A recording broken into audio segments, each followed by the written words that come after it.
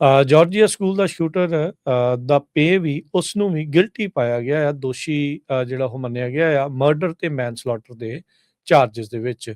Colin Gray Georgia school shooter Colt Gray ਦਾ ਪੇ ਆ, ਤੇ ਇਸ ਦੇ ਉੱਤੇ ਜਿਹੜੇ ਮਰਡਰ ਤੇ ਮੈਨਸਲੌਟਰ ਦੇ ਜਿਹੜੇ ਚਾਰਜਸ ਆ ਉਸ ਦਾ ਟਰਾਇਲ ਚੱਲ ਰਿਹਾ ਸੀਗਾ। ਜਿਊਰੀ ਜਿਹੜੀ ਆ ਉਸਨੇ ਜ਼ਰਾ ਜਿਹੜੀ ਆ ਉਹ ਸੁਣੀ, ਉਸ ਤੋਂ ਬਾਅਦ ਦੇ ਵਿੱਚ 2 ਘੰਟੇ ਡੈਲੀਬਰੇਟ ਕਰਕੇ ਆਪਸੀ ਸਲਾਹ ਕਰਕੇ ਉਸ ਨੂੰ 27 ਚਾਰਜਸ ਦੇ ਵਿੱਚ ਕਨਵਿਕਟ ਕਰ ਦਿੱਤਾ। 2 ਕਾਊਂਟ ਸੈਕੰਡ ਡਿਗਰੀ ਮਰਡਰ ਦੇ, 2 ਕਾਊਂਟ ਇਨਵੋਲੰਟਰੀ ਮੈਨਸਲੌਟਰ ਤੇ 18 count cruelty to children, 5 count reckless conduct ਦੇ ਜਿਹੜੇ ਉਹ ਦਿੱਤੇ ਜਿਹੜੇ ਉਹ ਗਏ ਆ। ਸੋ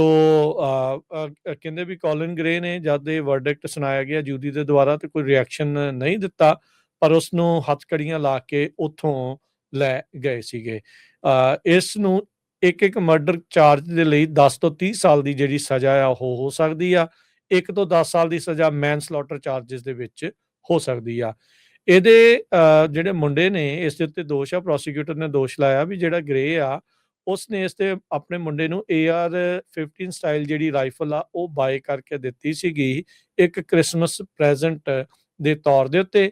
ਜਿਹਦੇ ਕਰਕੇ ਉਸ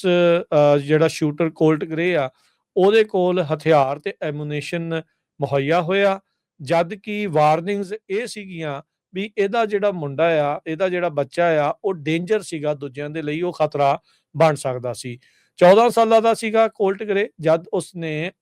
ਐਪਲੈਚੀ ਹਾਈ ਸਕੂਲ ਵਿੰਡਰ ਜਾਰਜੀਆ ਦੇ ਵਿੱਚ 4 ਸਤੰਬਰ 2024 ਨੂੰ ਇਸ ਮਾਸ ਸ਼ੂਟਿੰਗ ਨੂੰ ਅੰਜਾਮ ਦਿੱਤਾ, ਜਿਸ ਦੇ ਵਿੱਚ 2 ਵਿਦਿਆਰਥੀ ਤੇ 2 ਜਿਹੜੇ ਸਕੂਲੀ ਅਧਿਆਪਕ ਆ ਉਹਨਾਂ ਦੀ ਮੌਤ ਹੋਈ ਤੇ 9 ਜਣੇ ਹੋਰ ਜ਼ਖਮੀ ਜਿਹੜੇ ਉਹ ਹੋਏ ਸੀਗੇ। ਸੋ ਉਸ ਤੋਂ ਬਾਅਦ ਦੇ ਵਿੱਚ ਜਿਹੜੇ ਪ੍ਰੋਸੀਕਿਊਟਰਸ ਆ ਉਹਨਾਂ ਨੇ ਇਹਦੇ ਪਿਓ ਨੂੰ ਵੀ ਇਸ ਦੇ ਵਿੱਚ ਚਾਰਜ ਜਿਹੜਾ ਉਹ ਕੀਤਾ ਸੀਗਾ ਵੀ ਇਹਦੀ ਵੀ ਅਣਗਹਿਲੀ ਜਿਹੜੀ ਉਹ ਹੈਗੀ ਆ,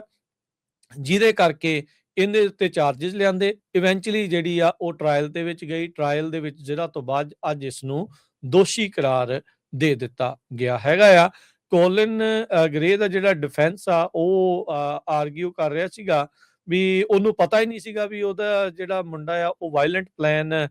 ਤਿਆਰ ਕਰ ਰਿਹਾ ਆ, ਤੇ ਕਹਿੰਦਾ ਵੀ ਮੈਂ ਕੋਸ਼ਿਸ਼ ਕਰ ਰਿਹਾ ਸੀਗਾ ਵੀ ਉਸਨੂੰ ਮੈਂਟਲ ਹੈਲਥ ਟਰਬਲ